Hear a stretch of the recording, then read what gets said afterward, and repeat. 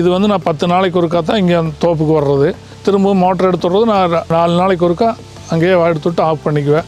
4 நாளைக்கு ஒருக்கா தண்ணி வாங்கிச்சா போதும். 4 நாளைக்கு ஒருக்கா 4 மணி நேரம் 5 மணி நேரம் ஓடிச்சுன்னா ஒரு ட்ரிப்பருக்கு 4 மணி நேரம் வச்சுருக்கேன்.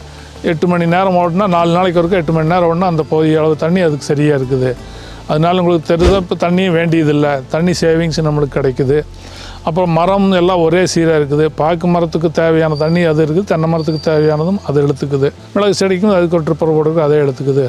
அப்படி ட்ரிப்பர் போடனால நிறைய தண்ணி நம்மளுக்கு சேவிங்ஸ் ஆகுது. கரண்ட் ஆன் ஆஃப் வந்து மெசேஜில் வந்துரு. தண்ணி தீர்ந்தாலோ ட்ரை ரன் காமிச்சிரு. தண்ணி அதிகமாக போச்சுன்னா மீட்டர் ஓவர்லோட் ஆகி மோட்டர் ட்ரிப் ஆகி மோட்ரு அந்த சிஸ்டம் எல்லாம் இருக்குது. அப்போ எனக்கு வந்து ஒரு கிணறு இருக்குது, ஒரு போர் இருக்குது, 2 சர்வீஸ் இருக்குது. இதில் 2மே நான் ஆட்டோமேட்டிக் செல்ஃபோன் ஸ்டார்டர் தான் வச்சிருக்கிறேன். போர் எடுத்துட்டுவேன், போர் ஆஃப் பண்ணிட்டு மோட்டர் எடுத்துட்டுவேன். 2மே செல்ஃபோன் ஸ்டார்டர் தான். நல்லா இருக்குது. இது வரைக்கும் வந்ததில் செல்ஃபோன் ஸ்டார்டர் நல்லா யூஸாக இருக்குங்க, தப்பு இல்லை.